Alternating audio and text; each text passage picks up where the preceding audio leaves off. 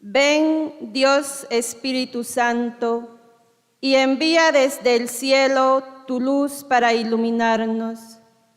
Ven ya, Padre de los pobres, luz que penetra en las almas, dador de todos los dones. Fuente de todo consuelo, amable huésped del alma, paz en las horas de duelo. Eres pausa en el trabajo, brisa en un clima de fuego, consuelo en medio del llanto. Ven, luz santificadora, y entra hasta el fondo del alma de todos los que te adoran. Sin tu inspiración divina, los hombres nada podemos y el pecado nos domina. Lava nuestras inmundicias, fecunda nuestros desiertos y cura nuestras heridas. Doblega nuestra soberbia, calienta nuestra frialdad, endereza nuestras sendas. Concede a aquellos que ponen en ti su fe y su confianza tus 7 sagrados dones. Danos virtudes y méritos, danos una buena muerte y contigo el gozo eterno.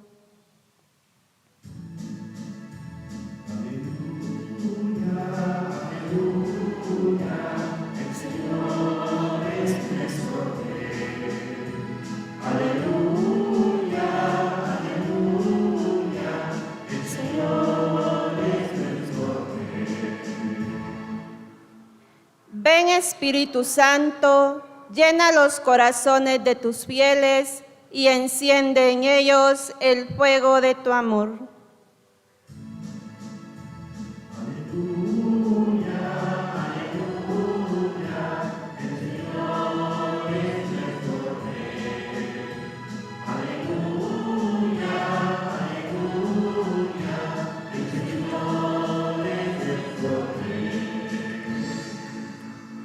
El Señor esté con ustedes. Proclamación del Santo Evangelio según San Juan.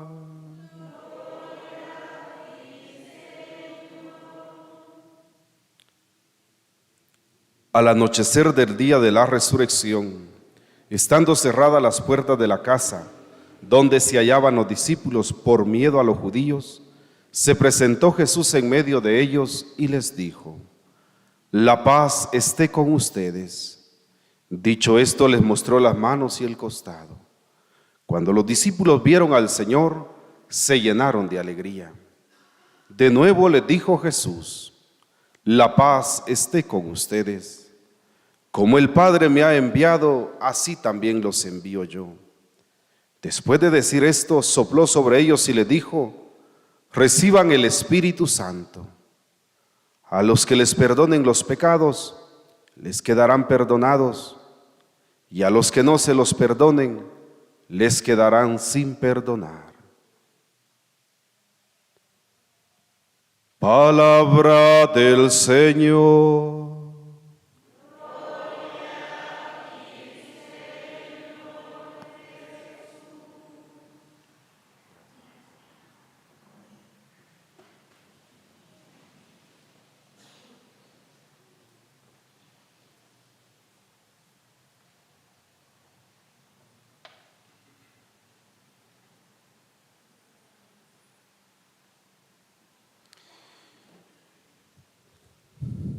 Saludamos a todos aquellos hermanos que por los medios de comunicación social se unen a nuestra celebración eucarística, a los de las distintas comunidades del área rural que al hacérseles difícil asistir a una Eucaristía, pues de esta forma escuchan la Santa Misa y después seguramente se unen a la celebración de la palabra en su respectiva aldea.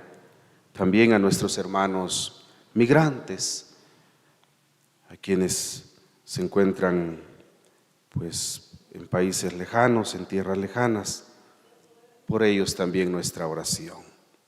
Celebramos hoy en la iglesia Pentecostés.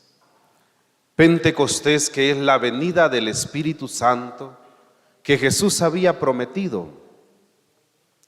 Cuando leemos la Sagrada Escritura, vemos cómo Jesús prometió enviarnos al Espíritu Santo. El evangelista San Juan es uno de los que más habla de esta promesa. Cuando leemos el capítulo 7 de San Juan, dice: quien tenga sed, venga a mí y beba. Quien crea en mí, así dice la Escritura, de sus entrañas brotarán ríos de agua viva. Se refería Jesús al Espíritu que debían de recibir los que creyeran en Él. Luego, el capítulo 14 de San Juan, el capítulo 15 de San Juan y el capítulo 16, esos 3 capítulos seguidos, nos hablan mucho. Jesús continuamente decía: yo pediré al Padre que les envíe al Espíritu Defensor, que estará siempre con ustedes. Juan 14, 16. Juan 14, 17 dice: vendrá a ustedes el Espíritu de la verdad. Juan 14, 26.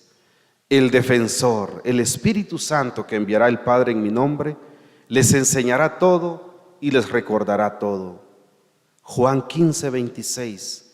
Cuando venga el Espíritu Defensor que yo les enviaré de parte del Padre, Él dará testimonio de mí y ustedes también darán testimonio. Juan 16, 8.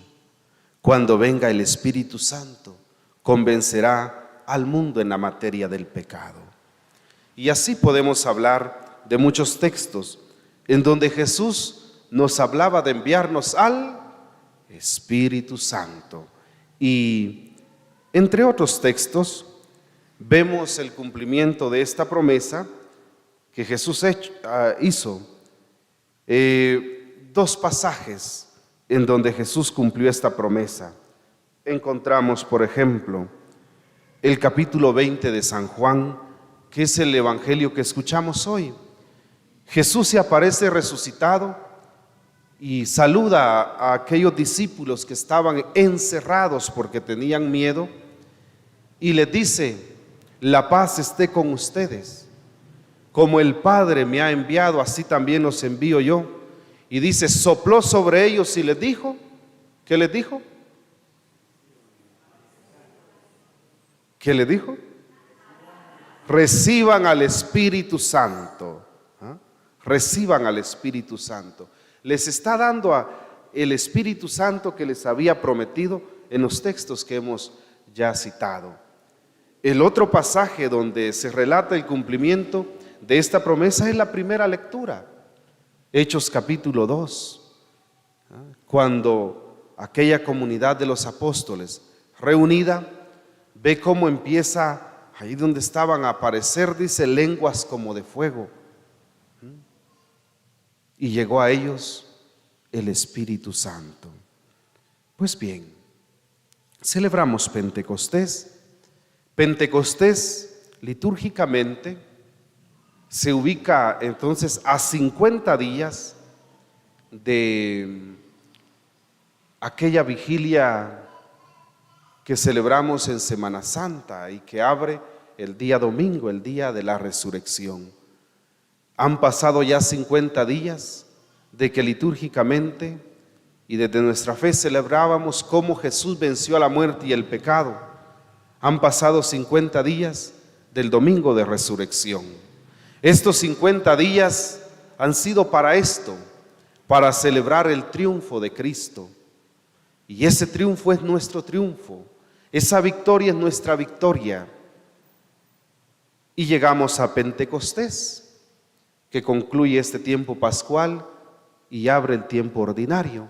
Por eso, a partir de ahora, pues el cirio, que es signo de Cristo resucitado, este cirio que se encendió al iniciar la vigilia pascual y que ha presidido también el altar de nuestros templos, pues ahora no es que vayamos a arrinconar al pobre Jesús resucitado, no. el signo, ¿verdad? Lo vamos a hacer en otro lugar.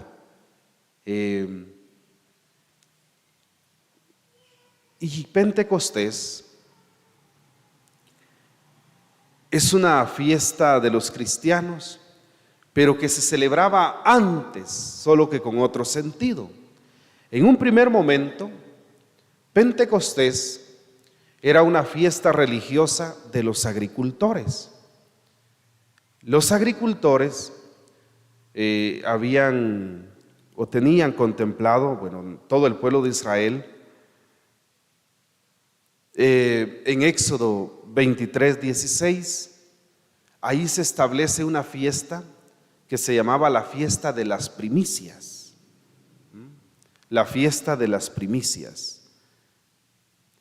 Después pasó a ser también una fiesta del pueblo judío en donde celebraban cómo Dios le había dado a Moisés en el Sinaí las tablas de la ley.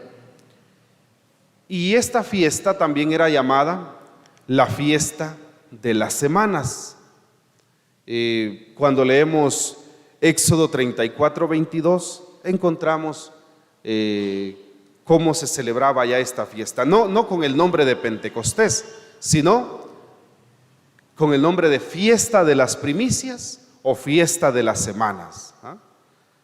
Era la fiesta que se celebraba. Y se celebraba la fiesta de las primicias y la fiesta de las semanas 50 días después de la Pascua.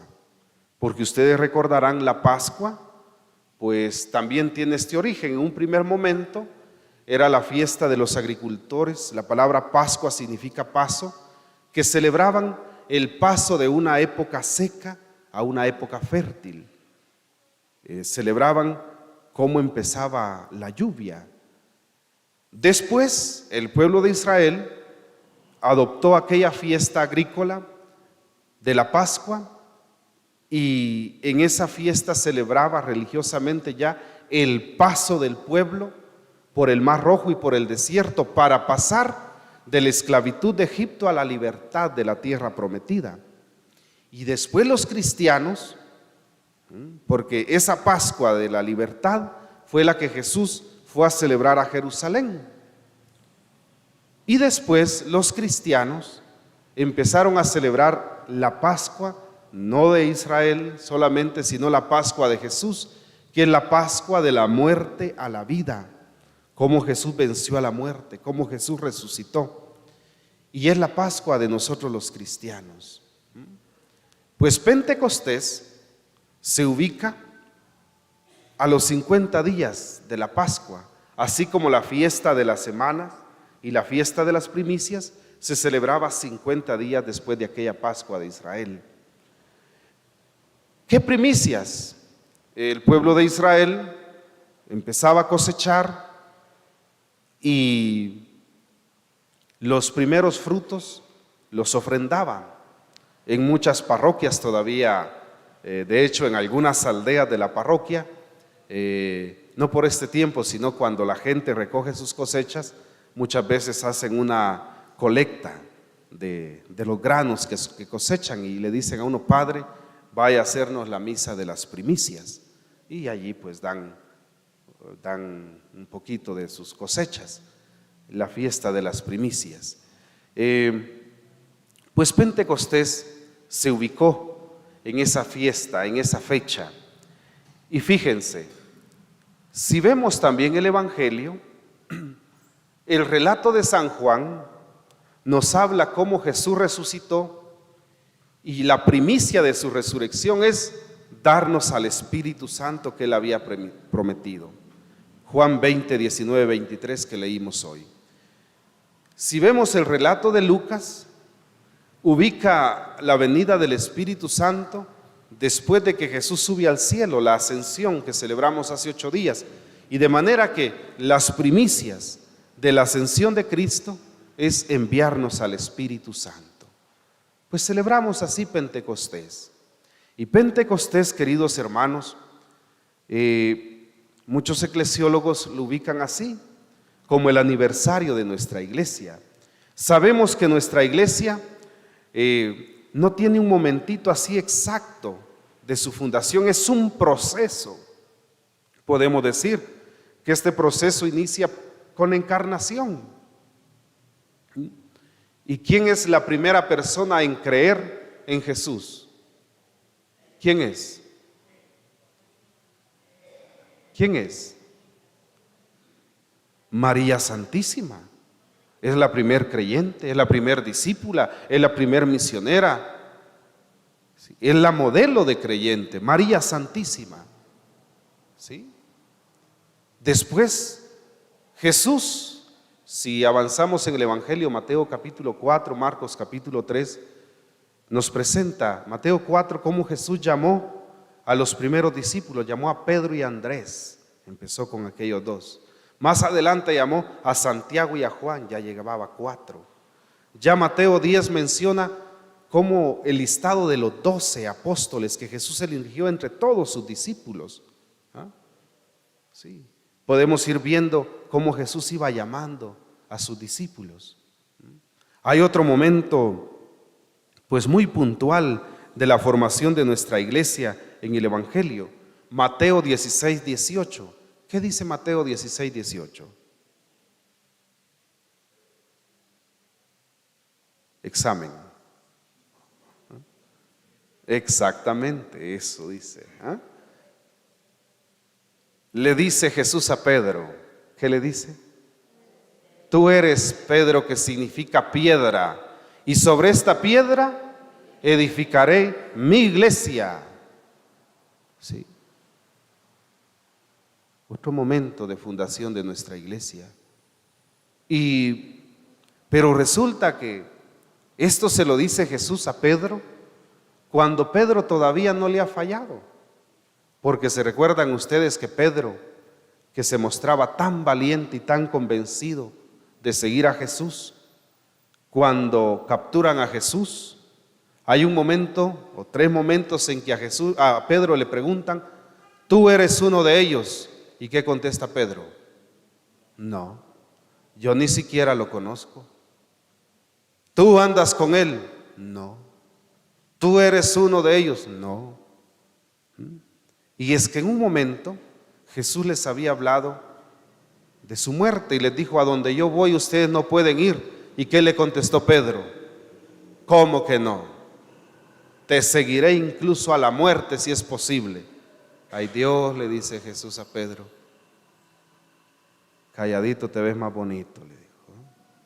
Antes de que cante el gallo, ya me habrás negado 3 veces.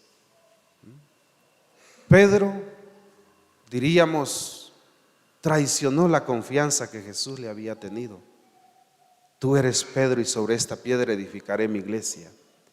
Por eso otro momento importante de la fundación de esta iglesia es Juan 21, cuando Jesús resucitado se encuentra con Pedro y le pregunta 3 veces. Le dice, Pedro, ¿me amas? ¿Y qué le contesta Pedro? Sí, Señor, tú sabes que te quiero. Y le dice Jesús, apacienta a mis ovejas. Y le pregunto otra vez, Pedro, ¿me amas?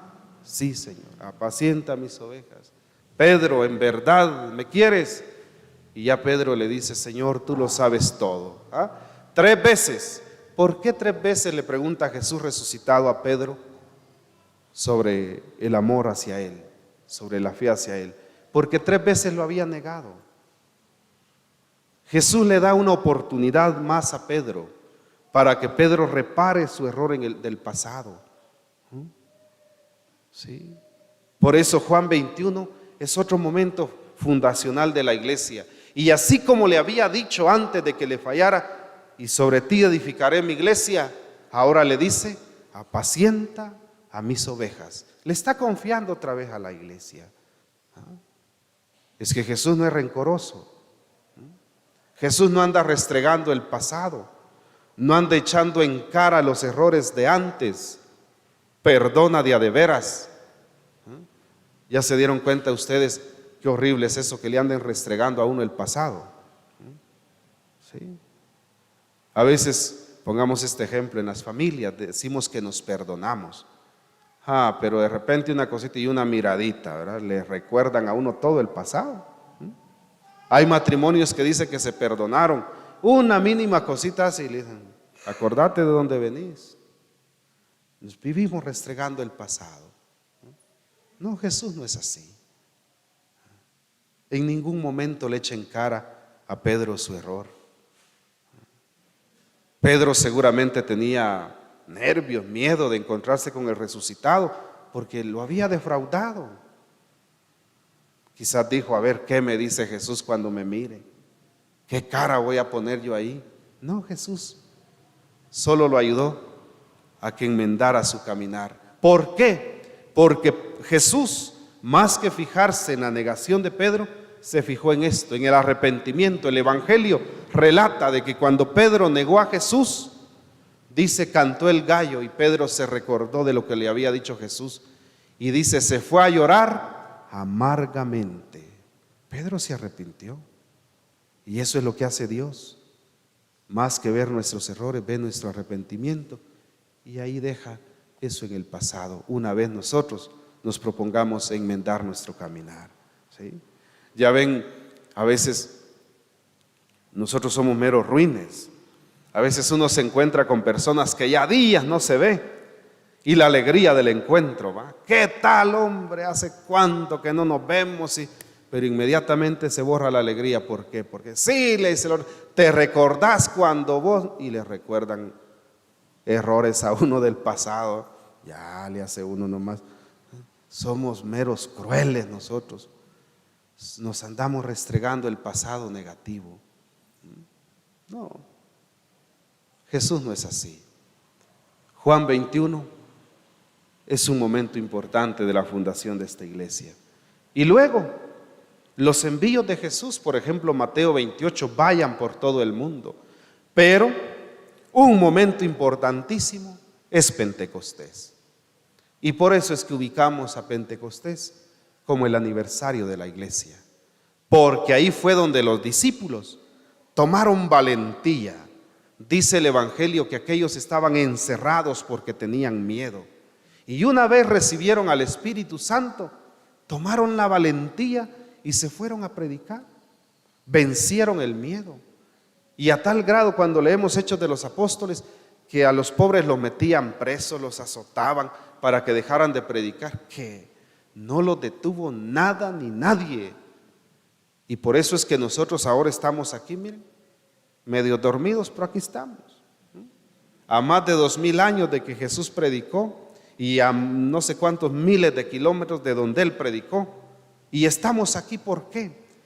Gracias al Espíritu de Pentecostés que les dio a aquellos apóstoles la valentía para salir de su encierro. Es el Espíritu el que nos hace salir del miedo, el que nos da la valentía para hablar de Dios en medio de las circunstancias adversas. Por eso, que esta iglesia se deje guiar por el Espíritu Santo.